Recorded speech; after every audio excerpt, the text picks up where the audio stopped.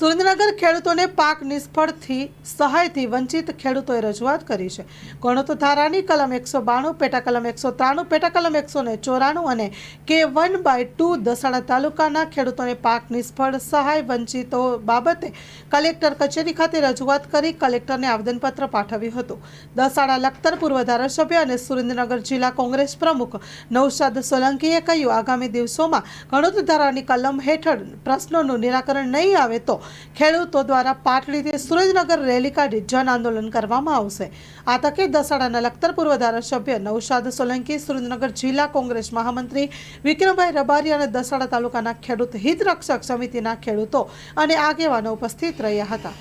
Story report by Minaj Malik, Dasada.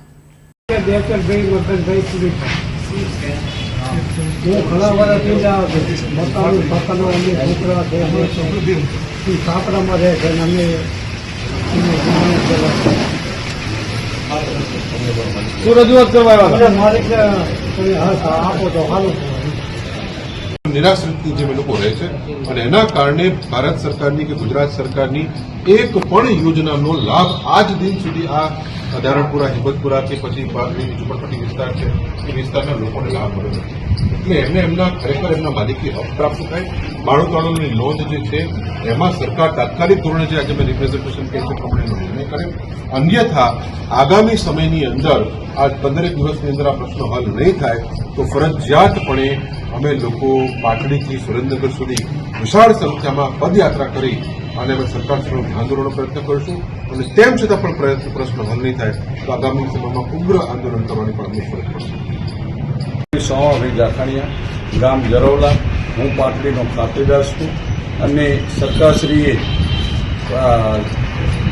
ગણોત ધારાની કલમ 46 મુજબ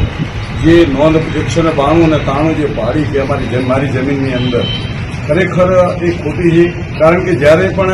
અમારા વડવાઓ અભણ હતા અને એના કારણે 60 પટ જ ભરવાના હતા, 60 વિઘોટી લઈ અને આજે અમુકને જે 85 પહેલાના તમામ ખેડૂતો હોય એને 60 પટ લઈ અને એને મુક્ત કર્યા છે અને જ્યારે હવે અમારી પાસે જંત્રી મુજબ જે આ લેવામાં આવે એ ખરેખર ખોટો કાયદો છે અને એ પ્રમાણે લઈ અને વિઘોટી લઈ અને અમને આમાંથી મુક્ત આપે અને જો ન કરવો થાય તો અમે તમામ ખેડૂતો આની અંદર આંદોલન કરી અને લડી લઈશું છેલ્લે સુધી। વરિષ્ઠ આગેવાનો જે પાટડીની અમારી સીમ જમીન 192-93ની નોંધનો પ્રશ્ન છે અને કેવા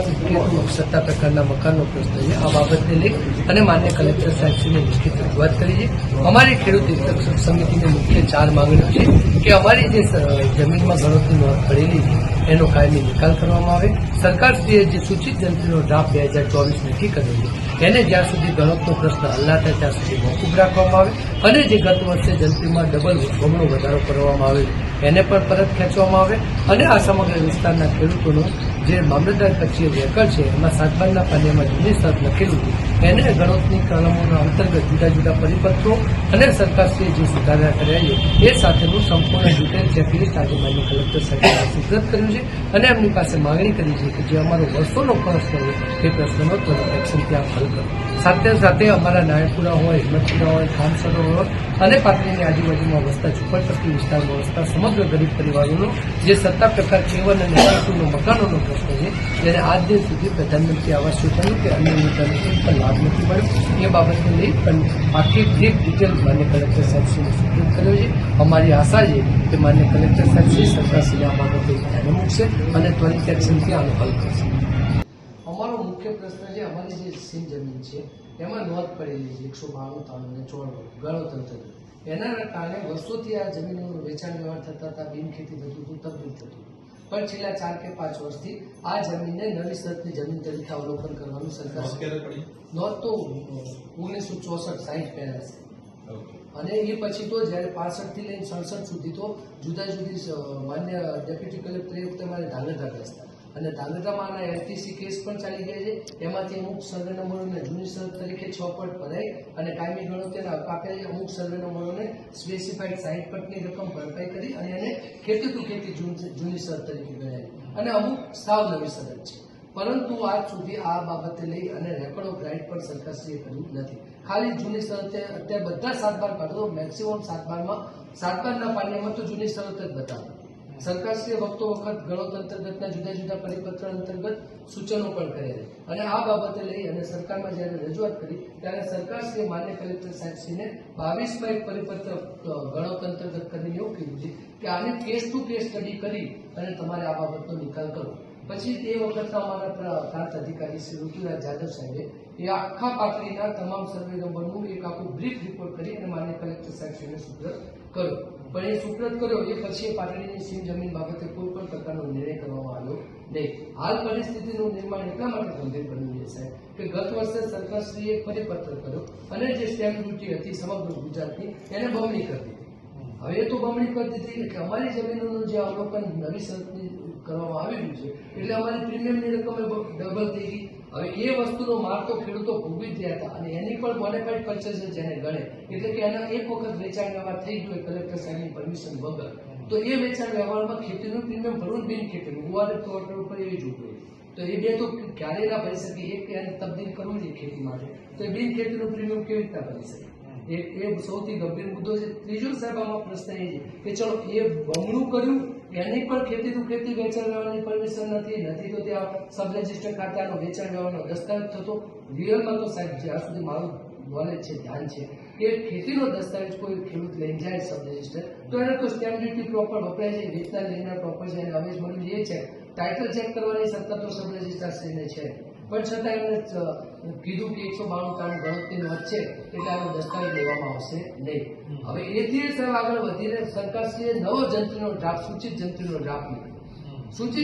ડ્રાફ્ટ મૂક્યો એટલે ત્યાં સહકારી સંસ્થાઓ જે છે પાટડીમાં જે છે ખરીદ વેચાણ સંઘ છે એપીએમસી છે કે પાટડી જીન છે આ બધી સહકારી સંસ્થાઓમાં સત્તા પક્ષનો કબજો. હવે એ લોકોએ સૂચિત જંત્રી સામે વાંધો ના લીધો. હવે સૂચિત જંત્રીમાં જે પેરામીટર એને લોકોએ નક્કી કરવા જોતા હતો તો ધ્યાનમાં લેવા જોતા હતા જમીનની દાસની કિંમત બજાર કિંમત ત્યાં થયેલા વેચાણ વ્યવહાર એને ધ્યાનમાં લીધા વગર સાહેબ જે સૂચિત જંત્રી કરી એમાં ખેતીની ઓછામાં ઓછી જંત્રી કરી 975 અને મેક્સિમમ કરી 2500 અને બિન ખેતીની કરી 4000 થી લઈને 7000 રૂપિયા સુધી વાણિજ્યની કરી 11000 થી લઈને 15000 સુધી. એટલે આ પરિસ્થિતિનું સાહેબ રિયલમાં જો સૂચિત જંત્રીનો ડ્રાફ્ટ સરકાર સ્વીકારે તો એવી પરિસ્થિતિ થાય કે અમારે ત્યાં હિંમતપુરા આવે નારાયણપુરા સુરતપુરા જડોરા બામણ જે બિન ઉપજાઉ જમીનો છે જેની આજની તારીખમાં વેચાણની કિંમતો 2 લાખ કે 3 લાખ છે એનું પ્રીમિયમ આવે 10 લાખ રૂપિયા ખેતી બિન ખેતીનું આવે 32 લાખ થી 37 લાખ જે પ્રમાણે અત્યારે સરકારશ્રીના નોર્મ્સ છે કે ખેતી ટુ ખેતી તબદીલ કરવું હોય તો 20%, બિન ખેતી તબદીલ કરવું હોય તો 30%. તો એ પ્રમાણે તો સાહેબ ક્યારેય ના ભરપાઈ શકાય એવી આ રકમો જંત્રી ખાતે ઉતારી અને આના વિપરીત અસર એ થાય સાહેબ દેશી હિસાબમાં કે આ 7/12નું પાણી ખાલી અમારું 7/12નું પાણી બની જે 3600 સર્વે નંબરોનું આ 7/12નું પાણી માટે અમારે જો ખેતી માટે કોઈ તબદીલ કરવી હોય તો અમે ખેતીનું પ્રીમિયમ ભરી બિન ખેતી માટે કરવું હોય તો બિન ખેતીનું પ્રીમિયમ ભરી એક રીતે અમારું આખું નગર એટલે કે પાટડી સુરતપુરા જડોલા બામણવા હિંમતપુરા નાયણપુરા 7 ગામમાં અને એ 7 ગામ એટલે એ અમારી આજુબાજુના વિસ્તારમાં વસેલા ખેડૂતો છે. ગામ પાટડી મોજે પાટડીનો એકનો જ પ્રશ્ન પણ આજુબાજુમાં જે ગામો છે પણ એની મૂળ ખેડૂતો જમીનો પાટડીમાં છે. હવે જડોલાના રહેવાસી પટેલ સમાજ છે, સુરતપુરામાં પટેલ સમાજ છે, બામણવામાં પટેલ ક્ષત્રિય સમાજ છે, 18 ગામની જમીન છે પણ એ જમીનો આવી ક્યાં મોજે પાટડી એના સીમાડો ફરતો સીમાડો એટલે પાટડી એટલે ખેડૂત ભલે ત્યાં વસે છે એને પણ લેવલનું 7/12માં એનો 7/12 છે પાટડી. એટલે આ બધી જમીનોને નવી શરતની ગણવાનું સરકારશ્રીએ જે નક્કી કર્યું છે એક તો સાહેબ એનું રેકોર્ડ ઓફ રાઇટ સાચા અર્થમાં હોવું જોઈએ એટલા માટે કે જેના 6 પટ ચાલી જોઈએ અને સરકારશ્રીએ આમાં મેં જુદા જુદા સરકારશ્રીએ વખતો વખત જે પરિપત્રો કર્યા ને એની નકલો પણ ચેકલિસ્ટમાં આપણી સાથે આ અમારા આવેદનપત્રોની સાથે સામેલ કરી. એમાં સાહેબ આ પણ જાણો છો સરકારશ્રી પણ જાણે કે જે કાયમી ગણતરી જેને ઠેરવે અને તો કાયમી ગણતરીને આબાદ અધિકાર આપે છે તબદીલ કરવાનો અધિકાર છે